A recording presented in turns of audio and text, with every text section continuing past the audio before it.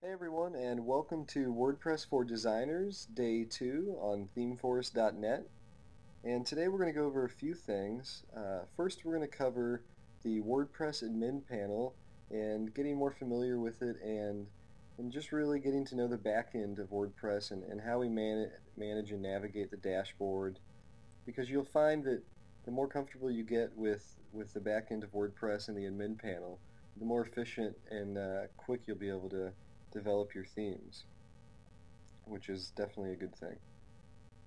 And the second thing we're going to cover is WordPress template files. And we're going to go over exactly what are WordPress template files, what do they do, what purpose do they serve, and how are we going to use these as the building blocks of our theme. Because one thing that's very important to understand about WordPress is when it comes to theme development is that WordPress template files are essentially the files that we're going to be working with for 90% of the time during this series. So it's very important to get to know more about WordPress template files. And we're going to take it really slow for these next few video screencasts just to make sure that anybody that's new to WordPress or that's a beginner at this sort of thing really gets a good start and a solid foundation, so no one gets lost down the road when we really dive into some theme development. That said, I want to go over a few things from day one that I feel that I need to clarify or go over and give you guys a few more resources that I really should have in the first one. The first thing, we'll close Coda here, and we'll open up Firefox. And you'll remember on day one we installed MAMP, or MAMP as I was calling it, which was just a local server for Mac. And told most of you that Windows and Linux, it was very easy to do this on Windows and Linux as well. But I didn't really give you a resource to get started there when I really should have, so I apologize about that, and I'm going to give you one now. So unfortunately, we're going to have to leave AOL just for the time being. We'll come back, but we're going to go to ApacheFriends.org. And once you go to ApacheFriends.org, you should see a homepage that looks similar to this, and you'll see a button that says XAMPP. We'll go ahead and click on that. Okay, now XAMPP is an open source Apache web server for Linux, Windows, and Mac, although I believe that Mac is still in beta. But it's an open source Apache web server for Linux, Windows, and Mac. And it comes with everything you need, just like we did in day one: Apache, MySQL, PHP, and Perl as well. And you can just download them and get started by clicking on these links right here. And that should get you started and on your way if you're a Linux or Windows guy. And if you need more help, there's also a nice little video and installation guide right down here. So hopefully you shouldn't have any problems with that.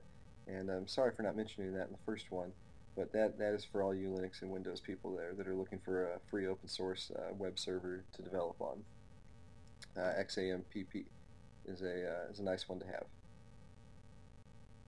In addition, we're going to go back to Coda here. Oops.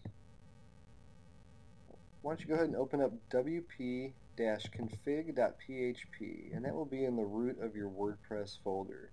That's wp-config.php.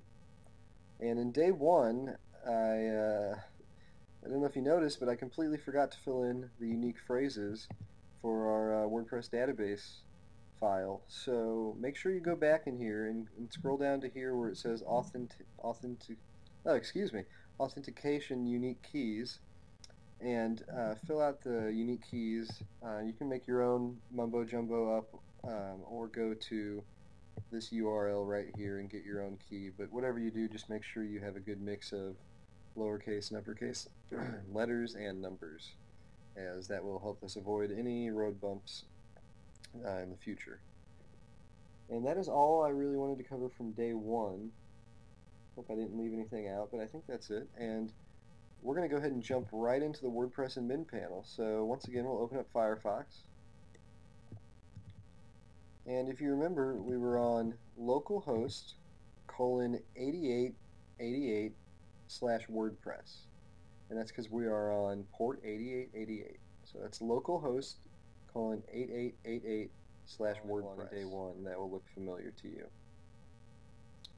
So we can see our default theme here, and it's not too pretty, but we're going to dive into that later on in this series, and we'll get a custom PSD from scratch coded into a nice little WordPress theme. But for now, let's scroll to the bottom, and under Meta, click on Site Admin. Okay, now this is the WordPress dashboard, or the WordPress admin panel. This is kind of your command center of WordPress. This is where you'll be able to really do pretty much everything that you'll need to do and edit with your theme from the admin panel if you like. And what we're going to do is just go over some of the basic of navigating this and kind of what everything does here, because if you've never worked with WordPress before, this can be pretty confusing and just an overwhelming amount of options, even though it's pretty nicely set up. Okay, so starting with just at a glance, you can see it's a summary of your posts and pages, your categories, any comments or tags you have, and just kind of gives you a rough estimate of your numbers. Quick Press is going to be great for any of you that are really passionate writers or are constantly publishing posts. If you're writing more than 2 posts a day, you'll probably be using Quick Press to just quickly log into the admin panel and get that content out there. You'll notice recent comments and recent drafts. Those are pretty self-explanatory. Incoming links will track any links coming into your WordPress website. Down here under plugins, you will have a list of popular and recommended plugins that we'll cover in a few weeks or so, a few series, or so. We'll cover some plugins. But the main part of the navigating the admin panel is this left-hand sidebar here, where you'll see a ton of options. And the first thing I like to do, I just like a really clean workspace, so I like to close all of these little arrow navigation keys up, so I have a fresh palette to start with, kind of to speak. So if we click the arrow on post, we see we have the option to edit, add new, alter our tags, and add some categories. And you might be asking, well, what is a post and what is a page? Because that's one of the most frequently asked questions on the WordPress support forums for people that have never written or used WordPress before is, what is a post and what constitutes a page? And to show you, I'll just pull up my website real quick. And you will see all of these that are listed here. The little article snippets are posts. So you can, if it helps, you can think of posts as kind of individual articles that usually would appear on the front page. Now a page is just what it implies, a static page. So a good example of a page is a contact page, as this won't change very often unless you need to make subtle changes to it. So think of a post as an article, and a page is just a static, non-changing web page, if that helps you identify more the difference between a post and a page. So that is where you can edit and start writing your posts. We'll get more into writing later. Media would be audio and Flash, and we're not going to worry about that right now.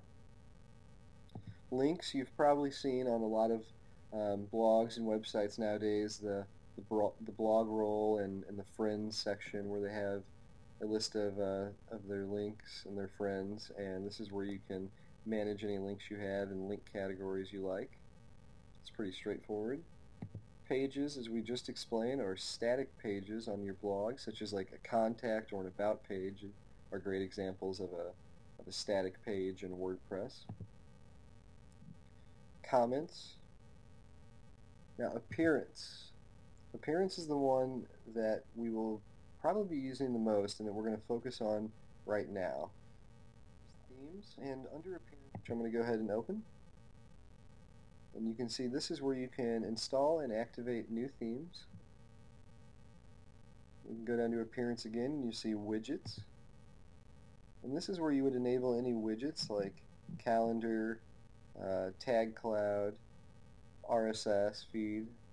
And this is always assuming that the theme you're using is widget compatible, but you don't know what that means, don't worry about it. We will cover that.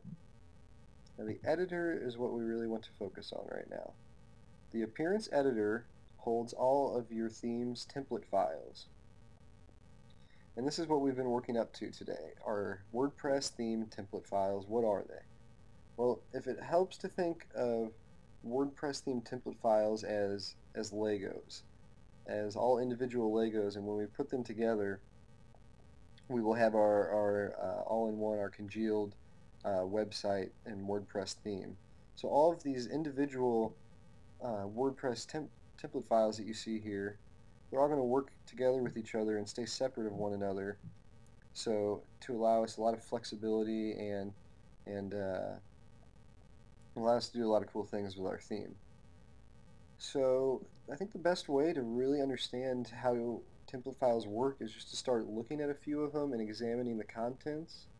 And I'll try to go really slowly over this and keep it as simple as possible, because tomorrow we're really just going to kind of start from a blank canvas and start coding these template files and theme files ourselves. But to get an idea of what template files do, let's open up the first one, the 404 template. Now what do you think a 404 template is going to do? Well, it's probably going to be the page or file that is called whenever there is a 404 server error, which is a page not found error on your website. And in case you didn't know, WordPress automatically redirects any not found errors on your website to your custom 404 template. So here's our 404 template file. You see at the very top of it we have this strange PHP call that says get header. Now what exactly is header and what is get header? We'll worry about that in just a second. Now we have some just regular HTML that we could edit and mess with, and right now it just says error 404 not found, so we'll leave that as it be. And then we have that again, the get sidebar and get footer. So we know that somehow that there's a header, a sidebar, and a footer involved in this 404 template. And that is where you can really start to see how template files work. So we see get header. Now if we look over to the right, we'll notice that we actually have a header.php file. So what WordPress is doing is saying, hey, WordPress, when that's how WordPress talks too. It says, hey, WordPress, when the 404 page is called, get the header.php file and insert it into this page. Call it into this page. So let's click on header.php to get a better understanding of what that means. Okay, well when we look at header.php, we can see that right away we have a doc type. So we know this is probably going to be the very beginning of our document. So we're probably going to be calling header pretty often. Header also contains our meta tags, we'll get into later, our style sheets, any scripts that we would want to include, unless you're going to include them at the bottom of your page. Any logos are usually found in the header, so you can see our logo and header are found in the header.php file. So the header.php file is a lot like what it sounds like. It contains all of your info for the beginning of your web page. So here we can see WordPress making the call, get header inside PHP tags, and it's saying get the header.php file. So everything in header.php is now going to be inserted above div ID of content. Okay, well what about get sidebar down here? Well, if we look to the right, we can also see sidebar.php. Click on that, and we'll also see all kinds of our sidebar information in HTML, which we won't worry about now, but we'll see our sidebar. So we're calling the sidebar after our content on the 404 page. And lastly, you'll remember that in our header, the HTML body tag was opened, but we haven't gotten a chance to close it yet. But down here we make a call to get footer, and we can take a wild guess what that does. It calls footer.php, which is going to wrap everything up with our HTML and provide our footer. So you'll see your blog copyright information, and then right here we'll close the body and the HTML tag. So you should start to be able to kind of see how template files are interacting with each other. And if we just read some of these, we'll notice that we have a lot of separate ones. Like we have comments, we have a page template, we have search results, a single post, and we're going to get all into all of these and create them from scratch ourselves tomorrow. But think of template files as all as as Legos, as individual Legos is just how I like to think of them, and we're going to pull them all together to create our WordPress theme. So go over the template, the appearance editor. Go ahead and log into WordPress and then go into the appearance editor, and just go through some of these and see what you can see what's going on. So if you click on archives, you'll see another call to get header. So you'll start to realize that the header is probably one of the first things, one of the first template files we need to be calling when we need any kind of document type or CSS files and things of that nature. And just start looking through these. Don't be intimidated by all the links because we'll get real familiar with them. And just see what you can figure out and what you notice, and try to keep that in mind for day 3 because we're really we're going to jump in with a blank canvas and start creating our own files. And the last thing I want to go over here is how do you find your theme files in your WordPress folder? I mean, if you've never worked with WordPress before, you might not even know where these are. So let's say you open WordPress like I have in your text editor. You can scroll to WP Content, which stands for WordPress Content. You'll see Plugins and Themes. Open up Themes. Then it will be a list of your themes installed on your server. You see Default, and that's the one we're currently using. When we open up Default, we'll notice all of those template files that we just checked out in the editor are now showing up here. And so, again, to find all of your theme files are always going to be located in WP Content, Themes, and then the name of your theme, that folder. So if you prefer to work in a text editor like Coda, you can certainly you can certainly edit all of your files from your text editor as well, whichever one works for you. I really recommend especially if you're new to WordPress, get more involved with the admin panel and really get to know how it works because it'll really pay off in the future here. And we are done with day 2, so I guess we can go back to Awesomeness AOL and check out some of that, and then we'll pick up with day 3 with blank canvas and start to actually get into some code. So if you have any questions, don't hesitate to ask them in the comments section. We'll get to them as soon as possible. The community here has just been awesome anyway, so someone will probably get to it before Jeff and I have a chance to. So stay tuned for day 3 and have a great day.